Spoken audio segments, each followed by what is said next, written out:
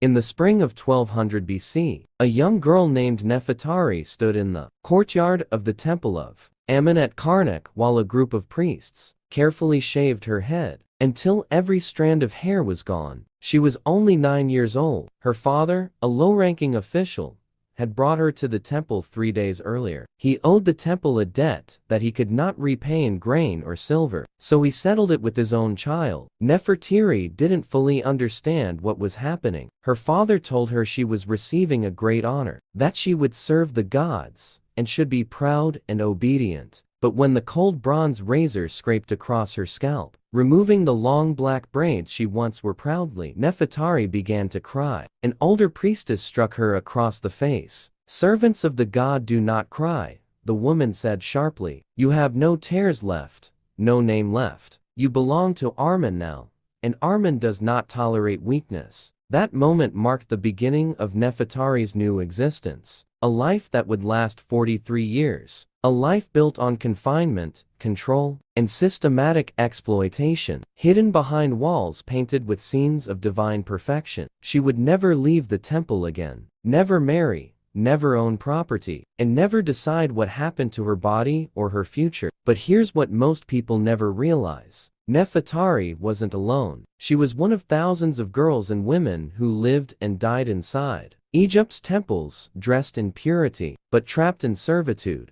They carried titles that sounded sacred: wives of the god, servants of the god, hands of the goddess, the pure ones. But behind those beautiful names was a system that destroyed lives. This is the truth the hieroglyphs will never tell you. And what follows is not myth. It's documented in papyri, temple archives, and ancient records. It's the story of how religious power can be twisted to control and exploit the vulnerable. If you want to uncover the darkest corners of human history, help this channel grow. Hit like and subscribe, because what's coming next is far darker than you imagine. When people today hear about temple virgins or priestesses of Egypt, they imagine something graceful, elegant women in white linen performing sacred rituals, honored and respected servants of the gods. But that image is completely false, a product of ancient propaganda. Let's break down what these women actually were. The most common Egyptian term was hemet, meaning servant of the god or wife of the god. Other designations included shemaiat, singer or musician, and kenrit, a broader word for temple attendant. Each had specific roles, but all shared one truth: these women were bound to temple service, strictly controlled by its hierarchy and stripped of autonomy and identity. And about that word, virgin, it didn't mean sexual innocence the way we think of it now. In temple language, purity meant ritual purity, a state defined by the priests. It referred to being untouched by the profane, but this purity was imposed through control. Control over the women's bodies, their movements, and their relationships. They were kept pure for the gods, which in real terms meant they were kept accessible to the priests who claimed to represent those gods. And here's the crucial truth: most of these women never chose this life. Many were given to the temple as children, long before they could understand what it meant. Families would dedicate daughters as religious offerings, sometimes to gain divine favor, other times just to feed fewer mouths. What was presented as an act of piety was in reality a permanent surrender. The girl was given away and never came back. Others were given as payment for debt. Just like Nefertari, temples in Egypt weren't only religious centers. They were economic giants, owning vast lands, lending grain and silver, and collecting taxes. When families couldn't pay, they often paid with their daughters. It was state-sanctioned human trafficking wrapped in religious devotion. And then there were the girls who never had families to offer them, the ones taken as tribute. Egyptian armies routinely captured people from Nubia, Libya, and the Levant. Among them were young girls and women, delivered to temples and absorbed into a system of holy servitude, from which escape was impossible. The ages of these girls were horrifyingly young. Records written on papyri mention initiates entering temple service at just 8 or 9 years old, many before puberty. They were children incapable of consent. Let me tell you about one of them, a girl named Mutmoya. She was 8 years old when Egyptian soldiers came to her Nubian village. They were collecting tribute, gold, grain, ivory, and children. Among those chosen was Mutua, an 8-year-old girl. She and 12 others were tied together with ropes and forced to march north, a journey stretching hundreds of kilometers that lasted for weeks. Mutua didn't speak Egyptian and had no idea where she was being taken. She cried, without stopping, until a guard struck her across the face and told her crying was forbidden. From that moment, she learned how to cry in silence. When she finally arrived in Thebes, she was assigned to the Temple of Mut, the goddess of motherhood. The cruel irony would only become clear with time. She was now serving a goddess who symbolized mothers, while being denied the right to ever become one herself. The process that turned children like Nefertari and Mutamuya into possessions of the temple was intentionally designed to break them down completely, both psychologically and emotionally. Once a girl was accepted into service, she underwent a series of rituals meant to strip away her past identity and reshape her into a submissive servant of the gods. The first of these was called purification by water. The child was brought to a sacred pool,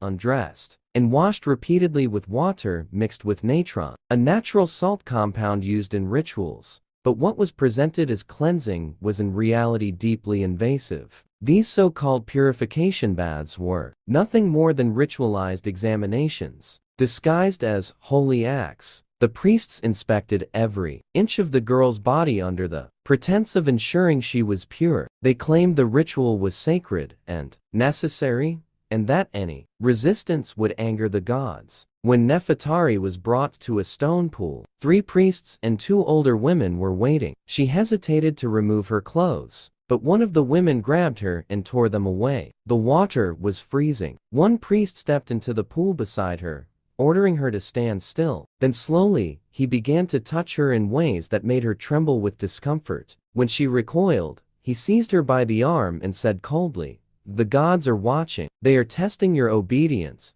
Nefertari froze in terror and endured in silence. That moment, disguised as a sacred duty, was her first violation. It set the tone for the years ahead, teaching her that her body no longer belonged to her. After the purification came the shaving ritual. Every strand of hair was removed from her head. Officially, it was said to preserve ritual purity, but in truth, it served to break the girl's sense of identity. Hair was tied to beauty, vanity, and personal pride. Removing it erased individuality. When Nefertari looked at her reflection in a bronze mirror afterward, she couldn't recognize the face staring back. That person wasn't Nefertari anymore. It was what the temple had molded her into. The next ritual was renaming. Her birth name, the one her mother gave her, was taken away forever. The priests assigned her a new identity, often something like beloved of Ammon or hand of the goddess. Nefertari was renamed Nefert-Ne, meaning beautiful is the lady. She was ordered never to speak her true name again. The name that connected her to her family was pronounced dead. That renaming marked the symbolic death of the child's former self. She was no longer her father's daughter. She was now a creation of the temple, a living offering belonging entirely to the gods. But the process didn't stop there. After the cleansing, shaving, and renaming came the darkest ritual of all, the divine marriage ceremony. Each girl was symbolically married to the god she was destined to serve. The temple presented this as a great honor. The child was dressed in fine white linen, her bald head covered with an ornate wig, and her body adorned with jewelry. She was brought before the statue of the deity where she would swear vows of eternal service. Priests recited ritual words as if the god himself were speaking through them. They accepted the girl as the god's bride. When Muya underwent this ritual, she was 10 years old, dressed in silk, white linen, her small body gleaming with golden ornaments. She was led into the inner sanctuary, a dark chamber dominated by the towering figure of the goddess Mut. The high priest began to chant in the old sacred tongue, claiming it was the voice of Mut herself. He proclaimed that Muya was chosen,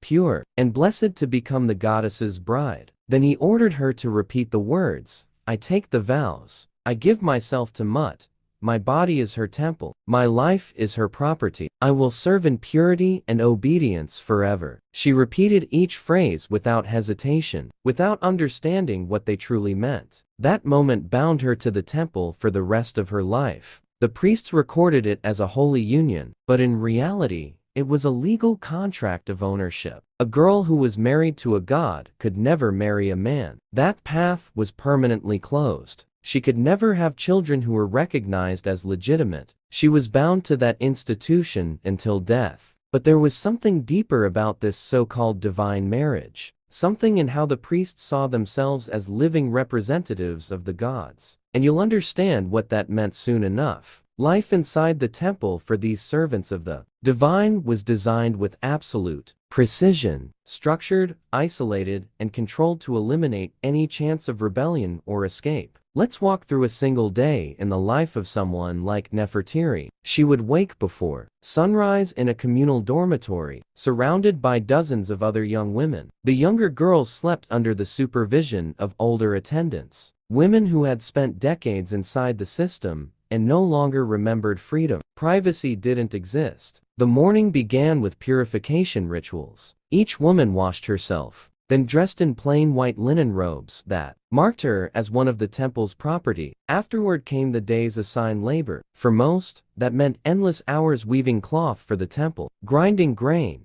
preparing offerings, or cleaning sanctuaries, monotonous work disguised as holy service. But what made it unbearable wasn't just the labor, it was the silence. The women were forbidden to speak unless spoken to. Any unnecessary conversation was punished harshly. The silence severed human connection, preventing friendship or trust. They were surrounded by others, yet completely alone. Nefertari's only friend was a girl named Takayat. They worked side by side at the looms. Although they weren't allowed to talk, sometimes they whispered quietly to each other. One afternoon, the supervisor noticed. Without warning, she struck Takayat across the back of the neck with a wooden stick. Takayat was dragged outside, while the overseer shouted, "This is what happens to those who break the silence." For 3 days, Takayat was gone. When she returned, she never spoke again, not even in whispers. Her eyes were lifeless. 2 months later, she vanished completely. The supervisor simply announced that Takayat had been found impure and returned to the gods. No one was told what that meant,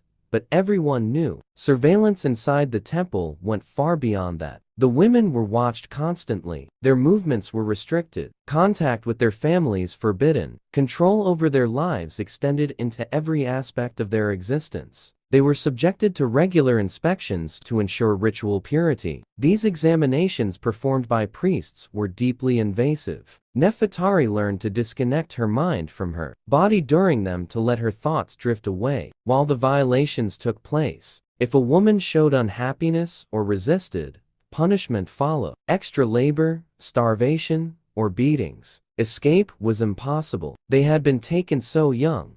They no longer remembered life beyond the temple walls. They had no skills, no home to return to, and no memory of freedom. They were trapped not only by stone, but by conditioning. Their education within the temple reinforced obedience. They were told they were blessed, that the priests spoke with divine authority, that their bodies were temples of the gods. It sounded spiritual until you realized how that idea was used against them. If your body is a temple and priests act in the name of the gods, then those same priests claim access to that temple. When Mutamuya, the Nubian girl, turned 16, she had spent 8 years in temple service, but she still carried memories of home, of her mother's songs. One night she began to hum a familiar Nubian tune under her breath. An older woman overheard her and reported her immediately. The next morning Muya was dragged before the high priest. He struck her across the face. "You have no mother," he said coldly. "You have no other tongue but that of the gods. You have no memories except those we give you." She was locked inside a storeroom for 7 days. When she emerged, something inside her had died. She never sang again. Now listen carefully, because this is where the story becomes far darker. Among the temple women, some held a special designation, wives of the god. They participated in rituals known in inscriptions as sacred unions. ceremonies supposedly meant to reenact divine myths and ensure the fertility of Egypt. The texts describing them sound poetic, filled with metaphorical language and religious symbolism, but in reality, these ceremonies hid something horrific. High-ranking priests, especially the high priest of Amun, claimed to physically embody the god during these events. They dressed in divine garments, performed elaborate rituals, and declared that their actions represented the god working through them. The women chosen for these ceremonies were told they were about to receive the god's blessing. They were brought into the inner sanctuaries and warned that resistance would bring divine wrath, that defiance could doom all of Egypt. And then the priests claiming divine right enacted what they called the god's sacred marriage. Let's be clear, these were not holy unions. They were acts of coercion, encounters between powerful men and powerless women, indoctrinated from childhood to believe that their bodies belonged to the gods. When Nefertari was selected for her first sacred union ritual, she was only 14 years old. Nefertari was told that the god Amun himself would bless her. On the night of the ritual, she was led into the temple's inner sanctuary. The air hung thick with incense. The high priest, his face hidden behind an ornate mask, approached and instructed her to submit completely. Nefertari didn't understand what he meant. She froze as his hands reached to remove her garments. Then she understood and instinctively stepped back. But the other priests reassured her, whispering that this was the god's will. The high priest warned her that refusing would be blasphemy, an insult to Amun himself. What followed was recorded as a successful sacred union, but Nefertari knew the truth. It wasn't sacred. It was violation wrapped in ritual rape disguised as religion. Some women were forced to take part in these so-called unions many times. Even worse, a number of them conceived children. Those children were officially declared blessed, yet they stood as undeniable proof of what had been done to their mothers. Daughters were raised to serve the temples just as their mothers had. Sons were trained to become priests. The cycle sustained itself. At 16, Nefertari realized she was pregnant. She was moved to a separate lodging where other expectant women lived, every one of them victims of the same system. An older woman told her softly, "Don't hope too much. Once your child is weaned, it will be taken. If it's a girl, she'll serve here like us. If it's a boy, the priest will raise him. You'll still belong to the temple, just as your child will." Nefertari gave birth to a daughter. For 3 brief years, she cared for her child. Then the girl was taken away to begin her own training. Nefertari returned to her duties, seeing her daughter only from afar in the temple corridors, never allowed to speak, never allowed to acknowledge her. Watching her little girl endure the same breaking process she had once suffered was music, the cruelest punishment of all. Now, what happened to those who dared to resist was meant to terrify everyone else. Some women suffered what the records call dedication to the desert. They were dragged beyond the temple walls and left alone, under the burning sun, without food or water. Death by exposure, slow and excruciating. One such woman was Kanutma, Height. During a midday meal, she suddenly rose and shouted, "This is not holy. These men are not gods. We are prisoners." The entire hall went silent. Renutma was seized instantly and taken outside. Every woman in the temple was forced to watch as she was led into the desert and abandoned. The next morning, they were brought to see what remained of her body, already half devoured by wild animals. The high priest declared, "This is the fate of the impure." But Renutma's defiance left another kind of legacy. It taught the others that rebellion had to be silent and invisible. Resistance survived in secret, meanings hidden within songs, in brief glances exchanged during prayers, or in small acts of defiance, like deliberate weaving errors that spelled faint words such as, "I resist."